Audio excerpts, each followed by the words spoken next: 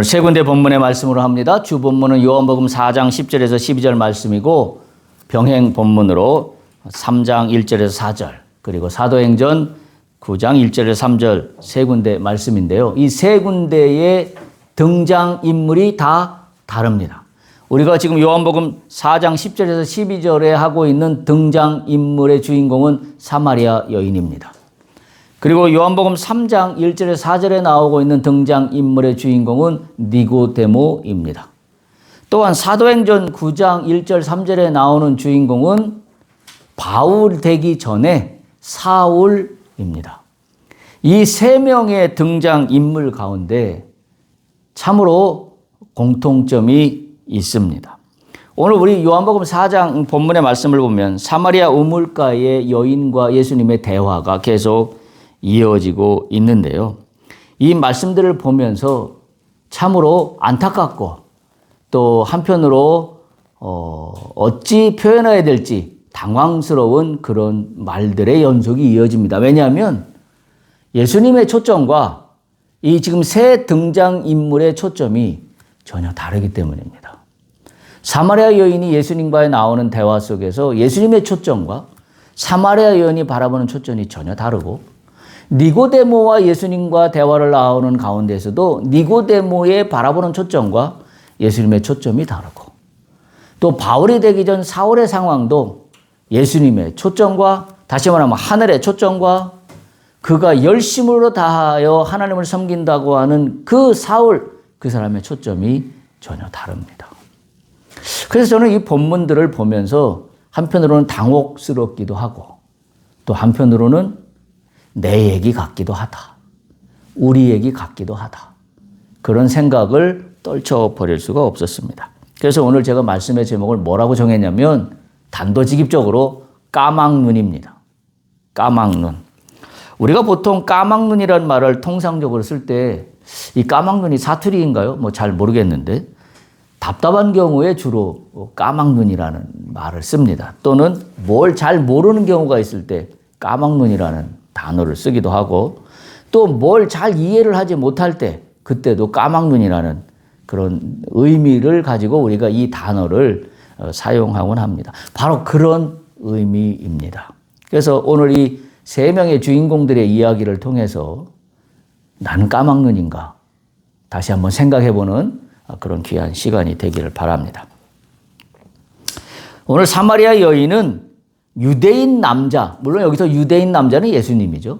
한 유대인 남자가 지금 나타나서 물을 달라 그럽니다. 요한복음 4장 9절에 이미 우리가 살펴본 바와 같이 사마리아 여자가 이르되 당신은 유대인으로서 어찌하여 사마리아 여자인 나에게 물을 달라 하나이까? 라고 본문이 이야기하고 있습니다.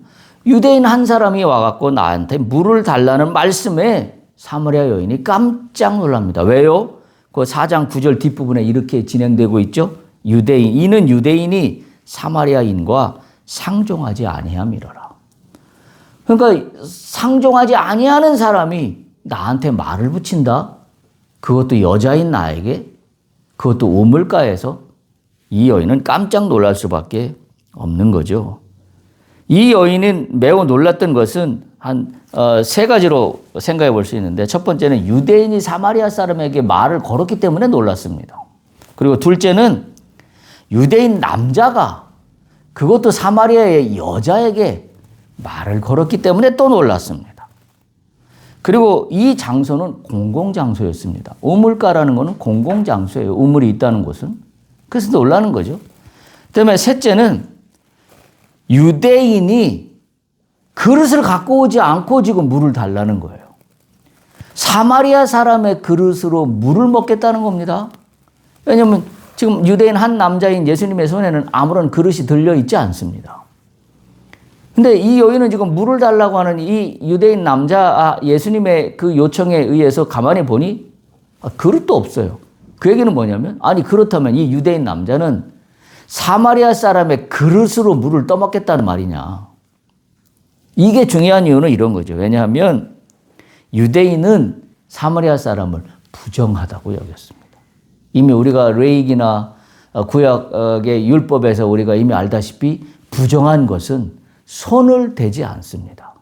그래서 많은 규례와 율례들이 존재하는 걸 우리가 이미 알고 있어요. 유대인들은 특히 사마리아 사람과 말을 하거나 접촉하거나 또는 그들의 물건에 손을 대거나 모든 것들은 다 부정하다고 여겼습니다. 그래서 유대인들이 사마리아 사람하고 상종하지 않았던 거예요. 그런 그 배경이 지금 이 상황 속에 놓여 있어서 이 사마리아 여인은 깜짝 놀라지 않을 수가 없었던 겁니다. 그런데 지금 그와 같은 전혀 접점이 없어 보이는 듯한 유대인 한 남자와 사마리아 여자와 다시 말하면 예수님과 사마리아 여인과의 이 만남의 대화 속은 뭔가 우리에게 강력한 그런 메시지를 던져주고 있다라는 사실에 우리가 귀를 기울여야 합니다. 특별히 지금 예수님과 이 사마리아 여인과의 관계가 지금 형성되고 있는 그와 같은 시점이라고 볼 수 있습니다. 여기서 상종하다라는 말은 헬라어로 어떤 말이냐면 함께 사용하다라는 그런 의미를 갖고 있어요. 그래서 말씀드린 대로 유대인의 외식법에 의하면 이 상종한다, 다시 말하면 함께 사용한다라는 것은 있을 수 없는 일입니다. 한마디로 부정하기 때문인데요. 이 사마리아 여인이 이러한 그 어떤 놀라는 그와 같은 왜 당신이 나에게 물을 달라 합니까? 그러니까 어처구니 없습니다. 아니 이건 말이 되지 않지 않습니까? 라는 그런 의미가 담겨 있겠죠. 지금 물을 달라고 하는 유대인이 누구인지를 사마리아 여인은 전혀 모르고 있습니다. 그저 유대인의 한 남자라는 것 뿐입니다.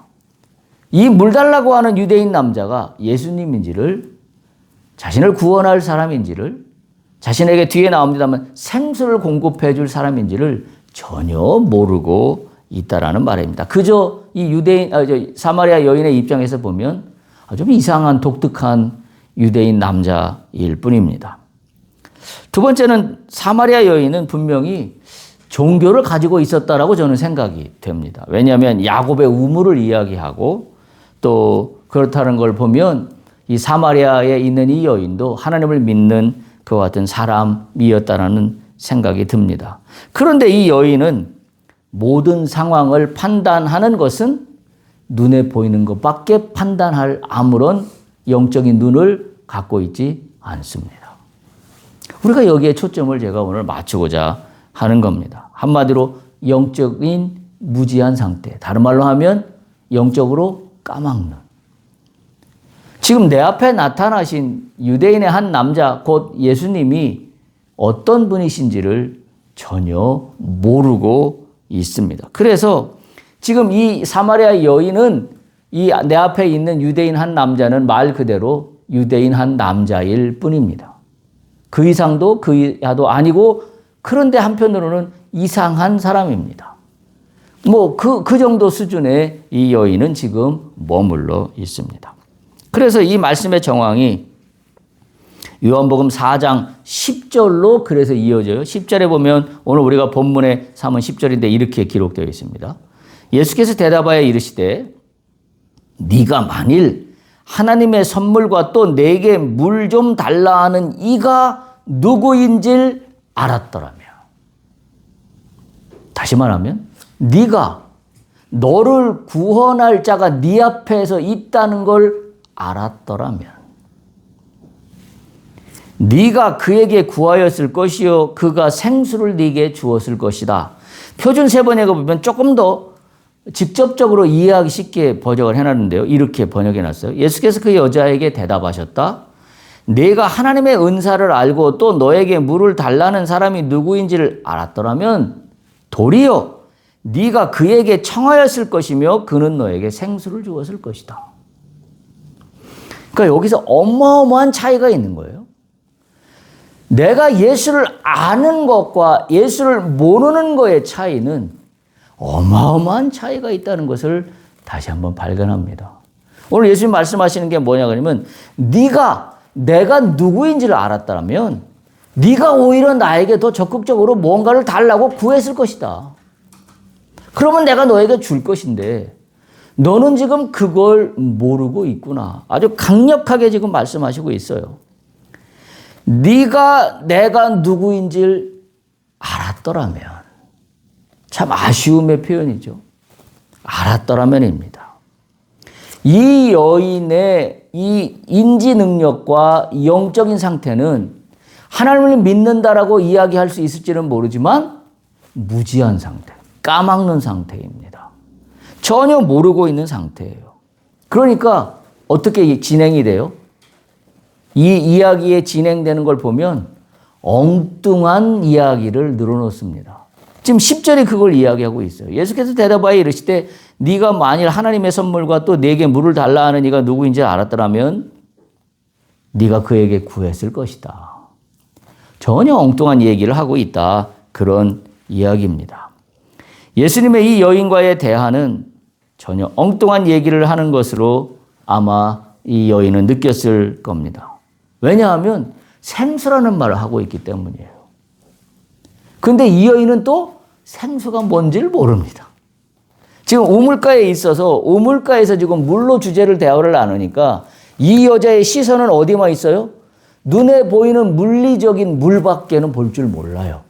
그러니까 생수라고 그러니까 맑은 샘물 같은 정도로 아마 생각을 했던 것 같아요.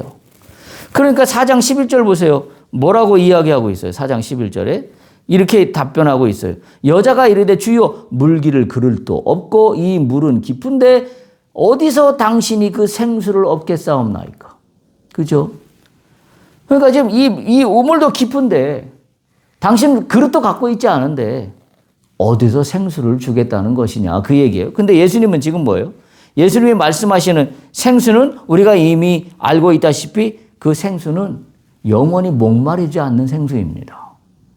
이 여인이 물리적으로 지금 한순간에 갈증을 해결할 그런 샘물의 생수가 아니란 말이에요.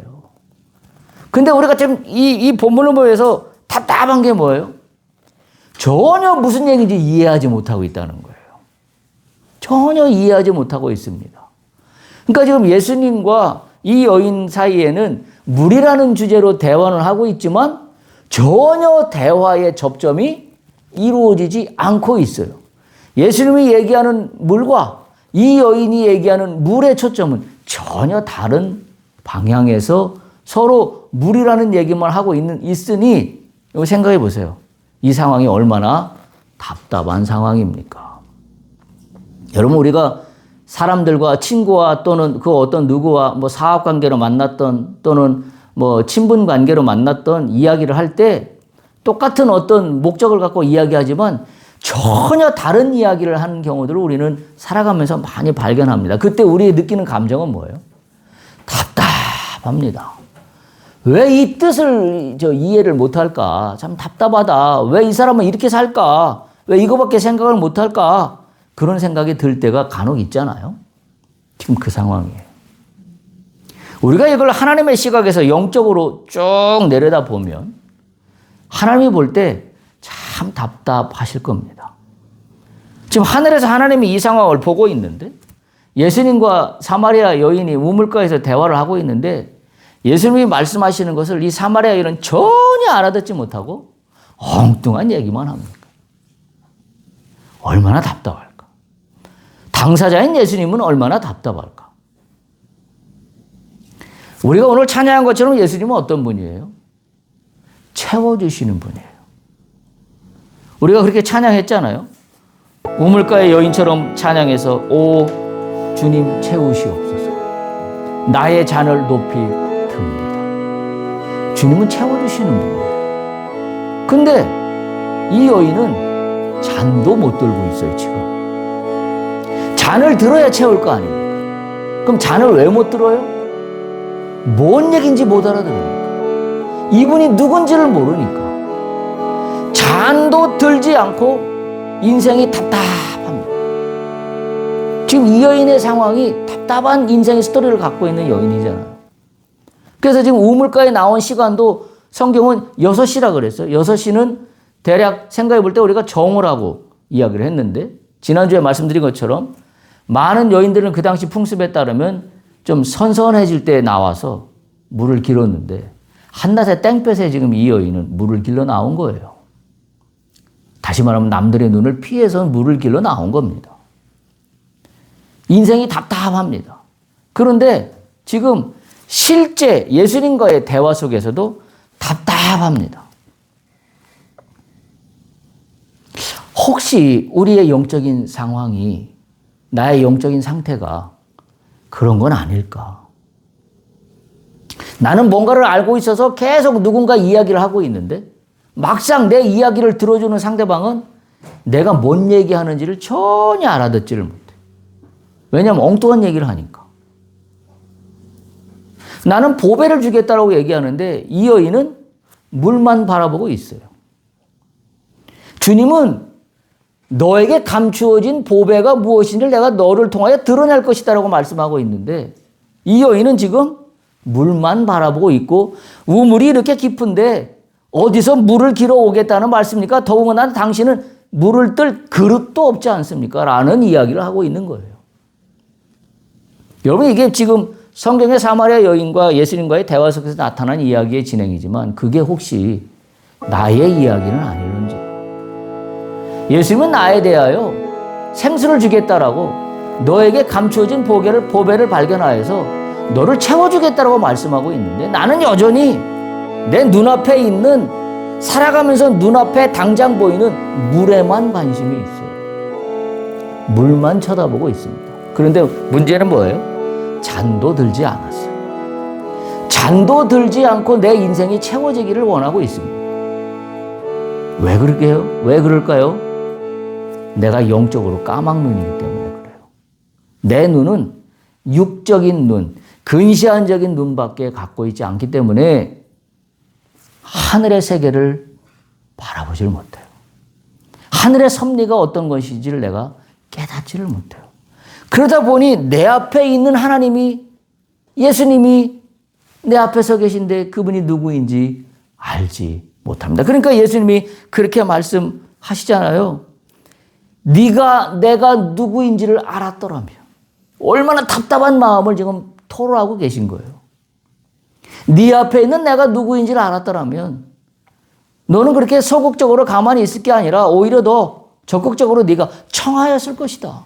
주여, 내가 잔을 높이 넣으니 내 잔을 채우시옵소서 라고 하지 않았을 거냐. 라는 지금 의미가 여기 함축적으로 담겨 있습니다. 더군다나 이 여인은 하나님의 선물인 생수가 뭔지를 전혀 모르고 있습니다. 여러분은 어떻습니까? 주님이 여러분에게 여러분 안에 감추어진 보배를 내가 끄집어내서 네가 잔만 들기만 하면 내가 거기다 부어주리라, 넘치게 채워주리라 하는데 여러분 그 잔을 들고 있습니까? 아니면 지금 그 잔이 어디다 두었는지도 모르는 건 아닙니까? 왜 그래요? 내가 까막눈이기 때문에 그래요. 그래서 그 잔이 무엇인지도 모르고 어떤 잔을 들어야 할지도 모르고 그 잔을 심지어 어디에 두었는지도 모릅니다. 왜요? 교회는 다니거든요.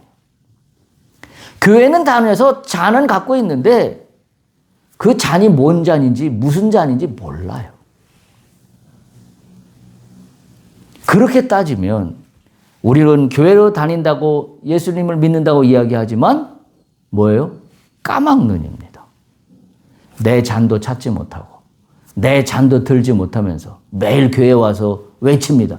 주여 주여 나를 도와주옵소서. 뭔 잔을 들어야 주께서 채울 거 아닙니까? 잔도 안 들고 채워달라는 거예요. 까막눈 상태로.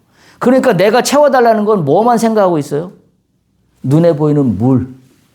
예수님의 생각은 영원히 목마르지 않을 생수를 채워주겠다는 건데 나는 그것을 깨닫지 못하고 나는 내 눈앞에 보이는 것만 계속 기도해요. 내 눈에 보이는 것만 간구해요. 그러니까 예수님의 생각과 전혀 접점이 일어나지 않습니다. 여러분, 우리가 세상 가운데 많은 크리스찬들이 사업하거나 또는 그의 일들을 통해서 축복받았다고 하는 사람들을 많이 발견합니다. 왜 그런 일이 발생할까요? 그 사람은 사마리아 여인처럼 자신의 사업만 위해서 기도한 그 같은 케이스들이 아니에요. 자신의 사업이나 자신이 하는 일들에 대한 잔을 높이 들되 이 잔을 통하여 주님의 뜻이 이루어지기를 간구하는 거예요. 그래서 내가 이 잔을 높이 드오니 주여 나에게 채우시옵소서. 오늘 우리가 찬양했던 우물가 여인 가사가 그래요. 우물가의 여인처럼 난 구했네. 헛되고 헛된 것들을. 내가 왜 헛되고 헛된 것을 구하면 내가 헛되고 헛된 것을 구하는 한 주님과의 접점은 이루어지지 않습니다. 오늘 이 사마리아 여인과 똑같은 상황. 그래서 이 상황이 얼마나 답답한 상황인가 하는 것을 우리는 깨닫지 않을 수가 없습니다. 예수님께서 주시고자 하는 생수에는 전혀 관심이 없고 주님의 뜻이 어디에 있는지 전혀 관심이 없고 내 안에 감추어진 보배에 주께서 그 잔 속에 주님의 것을 채워주길 원하는데 나는 내 속에 감추어진 보배가 뭔지도 몰라요. 왜? 까막눈이라. 그리고 나는 구한 것이 평생을 내 물질적인 거, 내 욕심에 대한 것을 채워주기만을 구한 것밖에는 아무런 구해본 역사가 없어요. 그러니까 내 잔이 뭔지도 몰라요. 바로 그와 같은 상황이라는 이야기입니다. 그래서 우리는 그렇게밖에 말할 수 없어요. 사마리아 여인과 나는 별반 다를 바가 없다. 지금 당장 내 앞에 예수님이 나타난다 하더라도 나는 그분이 누구인지를 모르는 거 아닌가. 그분이 말씀하셔도 이분이 뭔 얘기를 하는지 전혀 못 알아듣는 건 아닌가. 그분이 나에게 내 감추어진 보배를 끄집어내시기를 원하는데 나는 그에 대한 관심도 없는 건 아닌가. 여러분 오늘 우리가 이 말씀 가운데 기도할 때에 그와 같은 것들이 발견되기를 소망합니다. 주여 내 속에 있는 당신이 감추어진 보배가 발견되게 하시옵소서. 드러나게 하시옵소서. 그리고 그 보배의 잔을 내가 높이 드오니 주여 나에게 채워주옵소서. 이와 같은 은혜로 우리가 변할 수 있기를 간절히 소망합니다. 이 여인은 그래도 예수님이 무슨 말씀을 하시는지 아니 이 유대인 남자가 지금 물을 달라면서 무슨 의미로 하는지를 전혀 알지 못했습니다. 왜 알지 못했을까? 오늘 이 본문의 말씀은 어디서 연결되는 거냐면 우리가 두 번째 본문으로 삼은 요한복음 3장 니고데모와의 말씀에서 이어지는 말씀이에요. 니고데모가 어떤 사람이었어요? 이미 우리가 요한복음 3장 1절에서 읽어본 바와 같이 바리새인이었어요. 그리고 이 니고데모는 유대인의 지도자입니다.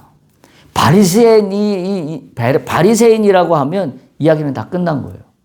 성경을 잘 아는 사람이고 하나님을 잘 믿는다라고 여겨지는 사람 분명합니다. 근데 지금 니고데모와 우리가 이미 알다시피 예수님과의 대화에 접점이 일어나지 않습니까? 어떻게 하늘나라에 들어갈 수 있습니까? 이해할 수가 없어요. 그래서 니고데모가 뭐라고 그래요? 예수님께서 사람이 거듭나지 아니하면 하나님의 나라를 볼 수 없다 그러니까 니고데모가 한다는 말이 아니 사람이 늙으면 어떻게 날 수 있습니까? 두 번째 모태에 들어갔다가 나온단 말입니까? 이게 어떻게 가능한 말입니까? 라고 이야기하고 있어요. 동문서답하고 있는 거죠. 오늘 사마리아 여인과 니고데모와의 대화에 이 답답함은 똑같은 포맷이에요. 몰라요. 예수님이 뭔 말씀하시는지 몰라요. 이해를 못해요. 그러니까 엉뚱한 이야기만 계속하고 있는 거죠. 니고데모가 예수님께 찾아온 이유는 단 하나예요. 예수님이 베푸신 표적이 상당한 영향력이 있었기 때문에 그 표적이 도대체 어디서 나온 건지가 궁금해서 온 거예요. 그래서 니고데모가 물어보니까 예수님은 대답하시는데 또 니고데모 입장에서 보면 예수님은 엉뚱한 이야기를 하는 것 같아요. 왜 이런 상황이 이루어질까요? 영적으로 까막눈이기 때문에 그래요. 교회를 잘 다니고 성경을 많이 읽었고 율법적으로나 뭐 손색이 없을 정도로 종교 생활을 잘 알고 있는 니고데모이지만 그러나 그는 하나님이 누구인지도 모르고 예수님이 누구인지도 모른다는 이야기밖에는 되지 않아요. 그러니까 지금 저는 오늘 이 본문을 보면서 야, 이 답답한 상황이 우리의 상황은 아닐까? 나의 상황은 아닐까? 주님은 이렇게 말씀하시는데 나는 그 얘기를 전혀 못 알아듣고 내가 하고 싶은 얘기만 하고 있는 거예요. 주님은 나에게 내 안에 감추어진 보배가 이거라고 말씀하시는데 나는 내 안에 감추어진 보배가 뭔지도 모르니까 나는 내가 하고 싶은 얘기만 하고 있는 거예요. 그게 어쩌면 우리가 하고 있는 기도 아닌가요? 우리가 하고 있는 기도의 제목들이 아닐까 하는 생각을 떨쳐버릴 수가 없었습니다. 겉으로 드러나는 현상들에만 관심 있는 니고데모의 한계, 사마리아 여인의 한계, 그리고 오늘 나의 한계를 보게 됩니다. 사마리아 여인과 이 동일한 패턴 가운데 지금 진행되고 있는 이 답답한 상황. 이미 우리가 읽은 대로 오늘 본문 요한복음 4장 11절 보면 여자가 이르되 주여 물 기를 그릇도 없고 이 우물은 깊은데 어디서 당신이 그 생수를 얻겠사옵나이까. 참 답답한 상황이 분명히 이어집니다. 그러면서 사마리아 여인의 혼란스러운 답변은 또 계속 이어집니다. 오늘 우리의 본문 요한복음 4장 12절을 보면 이렇게 기록되어 있어요. 우리 조상 야곱이 이 우물을 우리에게 주셨고 또 여기서 자기와 자기 아들들과 짐승이 다 마셨는데, 결정적인 엉뚱한 이야기죠. 당신이 야곱보다 더 크니까. 한마디로 뭐예요? 뭔 얘기를 하고 있는 겁니까? 이 여인 입장에서는. 지금 유대인 한 남자가 뭐 물 얘기를 하는데 도대체 뭔 이야기를 하는지 이해할 수가 없어요. 그러니까 한다는 말이 당신이 우리의 조상 야곱보다도 더 크다는 말이냐. 그 얘기는 뭐예요? 말도 안 되는 얘기하고 있다. 지금 그와 같은 이야기가 계속 진행되고 있습니다. 영적으로 까막눈이면 습관의 얽매입니다. 관습의 얽매입니다. 전통의 얽매입니다. 그저 지금까지 해왔던 관행대로 살아가는 거예요. 교회를 내가 이렇게 30년, 40년, 10년, 20년 다녔는데 그냥 다녔던 패턴대로 다니는 겁니다. 그게 뭐예요? 오늘 이 상황이에요. 니고데모가 그러고 이 사마리아 여인도 그래요. 뭔 얘기냐? 당신이 우리의 조상 야곱보다 크단 말입니까? 니고데모는. 뭔 얘기입니까? 아니 어떻게 사람이 늙어가지고 다시 어머니 뱃속으로 들어갔다가 다시 나올 수 있단 말입니까? 뭐 말도 안 되는 얘기를 계속 하십니까? 똑같은 상황의 연속이. 참으로 답답한 이야기가 아닐 수가 없습니다. 예수님은 니고데모의 경우나 사마리아 여인의 경우나 예수님이 주시고자 하는 것은 생명입니다. 생수예요. 영원한 생명. 목마르지 않는 영원한 갈증을 해결하는 생수의 초점이 있습니다. 만약에 우리가 하는 일들을 있다면 우리가 하는 일들을 통하여 이 생명이 공급되는 것이어야 해요. 단순히 내가 하는 일을 통하여 한순간 한순간 돈을 많이 벌고 그 돈을 버는 거로 인해서 내가 무엇인가를 이루었다는 그와 같은 일차원적인 눈에 보이는 일회성의 갈증을 해결해 주는 물이 아니라 내가 하는 일들을 통하여 생수가 공급되어야 돼요. 하나님의 섭리가 공급되어야 돼요. 그래서 선한 영향력이, 그래서 내가 하는 일들을 통하여 좋은 영향력이 사람들에게 전달되고 내가 만들어내는 제품과 내가 행하는 서비스들을 통하여 생명이 공급되어야 돼요. 사람들이 살아나야 합니다. 지금 그와 같은 상황이 아니라 그러면 이 지금 답답한 상황은 해결될 방법이 없습니다. 영적 까막 눈을 벗어서 세 가지를 깨달아야 돼요. 우리가 관심을 가져야 될 신앙의 초점은 바로 이거예요. 첫 번째는 예수님이 나에게 누구인지를 깨달아야 됩니다. 그래야 오늘 니고데모나 사마리아 여인 앞에서 하시는 예수님의 말씀의 뜻이 무엇인지를 알 수 있어요. 그래야 내가 하는 사업의 미션을 알 수 있어요. 그래야 내가 하는 일들에 대한 미션을 알 수 있어요. 왜? 사람마다 미션이 다 다르거든요. 사람마다 사명이 다 다르거든요.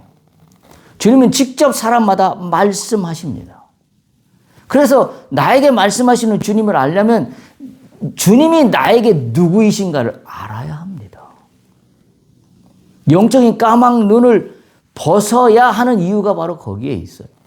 두 번째는 예수님이 주시고자 하는 것이 무엇인지를 알아야 합니다. 예수님은 나에게 무엇을 주시고자 할까? 오늘 우리가 찬양한 것처럼 주여 나의 잔을 높이 듭니다. 나를 채워주옵소서.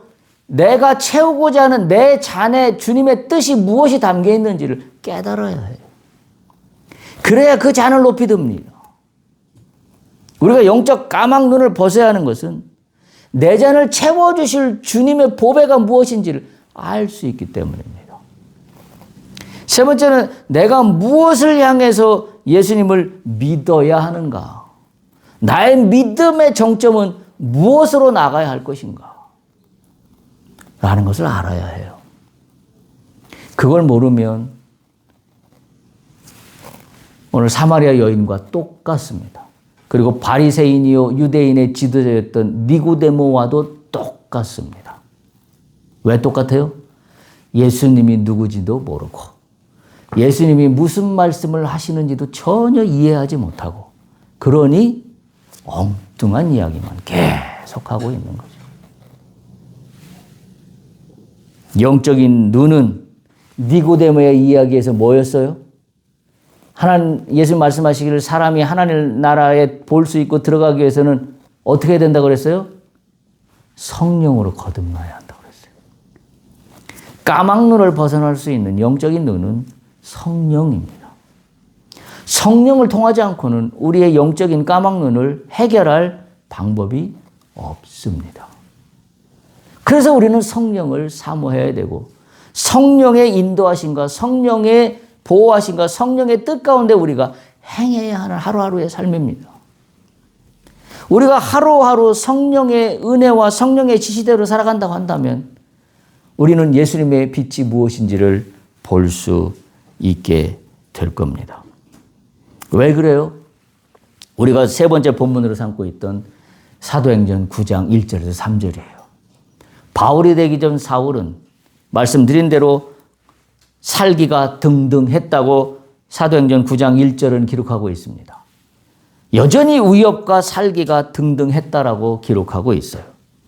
그리고 그의 목적은 2절에 나온 것처럼 남녀노소를 막론하고 예루살렘으로 기독교인들, 다시 말하면 예수의 도를 따르는 자들을 잡아가려는 게 목적이었어요. 그런데 사도행전 9장 3절에 보세요.